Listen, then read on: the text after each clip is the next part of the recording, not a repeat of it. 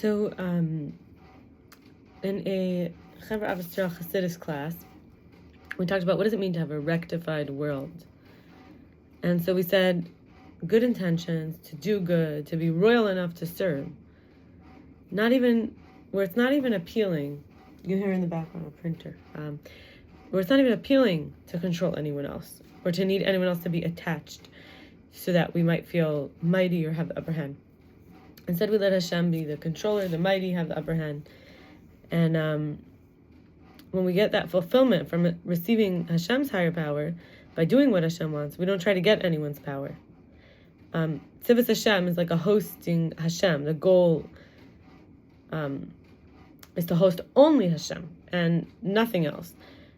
Everyone as a host of heaven. And after our mission, we join the reserves.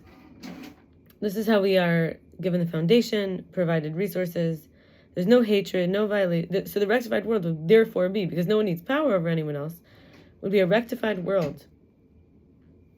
It would be no hatred, violation, manipulation, or jealousy, or stealing, because that wouldn't bring Hashem's power. It would be clear that it would not bring true fulfillment that actually lasts, because that's what we want.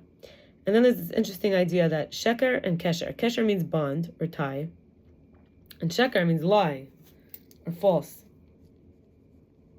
It doesn't mean unreal, it just means false. So is it real, lasting, reliable? Like we ask ourselves, is this, like, for example, is this real or like as concealed, or is it the real reality, the truth? Because false is not unreal. It's very real, but it's concealed. It's not the real reality. False means it looks real. False evidence appearing real is what fear, I heard, is. Anyway, this olam sheker, olam means concealed, sheker means false, so it's like that. So we need a bond to truth, because only the truth will actually have legs to stand on, as they say, when everything falls or gets shaken up. In Zohar, in the parsha shoftim, it says the walls of someone's house will bear testimony on a person. The Mishnah says this, and the members of his household also testify about him. It says in the Zohar that the walls of the heart is the walls of the house, and the household members are the 248 body parts. The merits of a righteous man are engraved on his bones, and a wicked man's sins are engraved on his bones. The sages say the beams of his house are the bones, which is like of the skull, of the brain, and the brain is like a water. So the body will be reinstated through the bones. And as the sages said, the beams of his house testify in him. So we're going to learn more ways that it's testified. So anyway, the body will be reinstated through the bones, and if it's deserving, but it will not have resurrection from the dead if it's not deserving. Furthermore, there are two witnesses, the seeing eye and the hearing ear. It means the eye is always seeing and the ear is always hearing. Also, the sun and moon will testify about a person.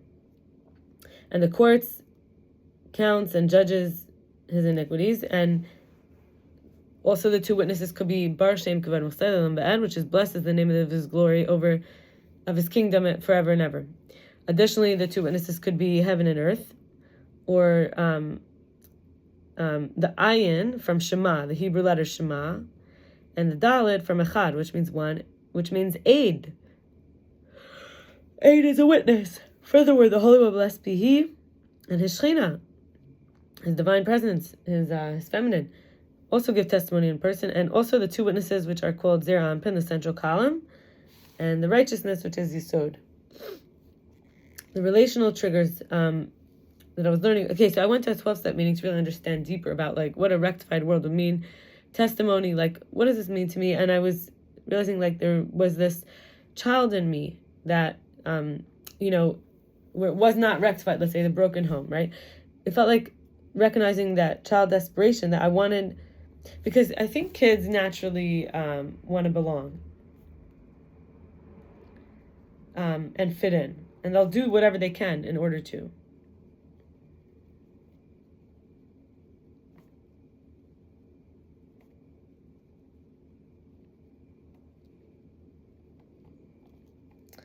And survival. So I felt like, when my parents or the caregivers wanted power of my desire and attachment, but they didn't take responsibility for my needs, like comfort, soothing.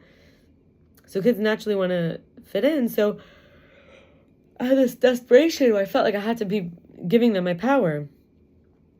And, I don't exactly know who I am now.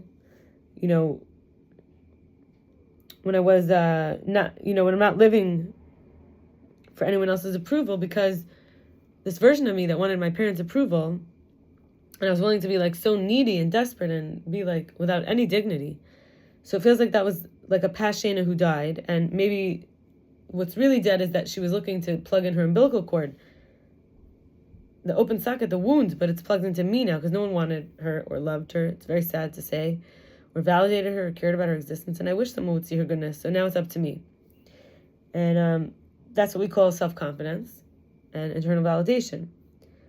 So I was thinking a lot about how there's this man from California who reached out to me about 2 weeks after I stopped a certain substance, which was also like a way to like take the edge off.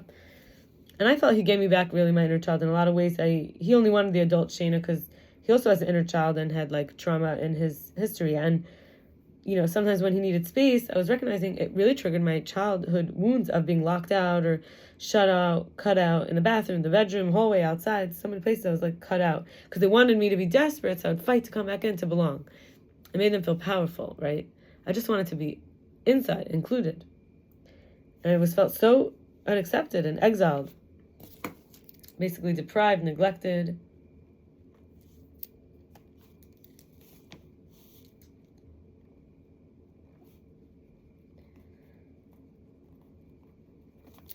And so they would come up with reasons often why I shouldn't be included, so that they could get their fix, which is to feel wanted.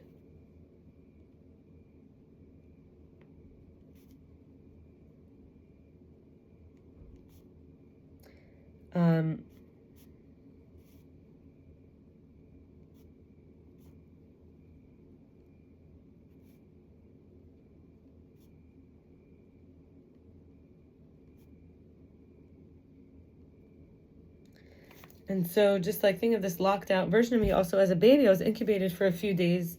Many things went wrong on my birth. So it could be I'm just very sensitive to what I interpret as, silence. And it might, a lot of times I accuse this man of giving silent treatment, betrayal, abandonment, forsaking me, stonewalling, rejection. It might not have been happening because it might have felt real to me because of my attachment injuries. So I was thinking more about relational triggers, this idea that, like in the 12-step meeting, time management, predictability, control, these bubbles come up when the triggers get activated. It's like developing, so basically what I really wanted was more time management, predictability, and control.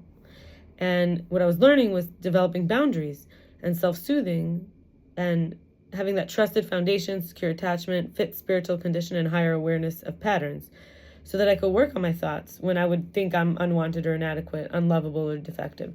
And using the 12 steps, I was able to get that self-care and more of those top-line behaviors like tasks, hygiene, socializing, so that I wouldn't feel so unsafe when someone needed space, right? So I'd be able to like in the relation, I could take care of myself, but in the relationship, when there was an other, it was not clear maybe whether they wanted me to, whether they were going to exclude me so that they could be the one that decides whether I'm acceptable again. And finally, I'll share that I went to this River of Change workshop with Mila Schneiderman, and she talks about how sometimes triggers are just the chronic low-grade background frequency becoming loud enough and intense enough that it feels acute. It's really a blessing in disguise. So it's not like something terrible is happening. It's just that what was in the background all along, taking up our energy and hurting us, actually now becomes revealed in such a way that we could deal with it. And then people were talking about this idea of love-hate relationships, like what I mentioned from my childhood, and how they're self-destructive really to go to somebody who keeps rejecting us.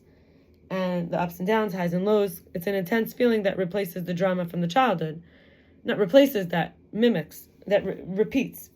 So how do we learn, if what we really want is that thrill, we got to go to thrill-seeking sports and also projects and causes, and that will combat the boredom and give us that excitement that we're looking for. So that's all for today. All the best. Bye.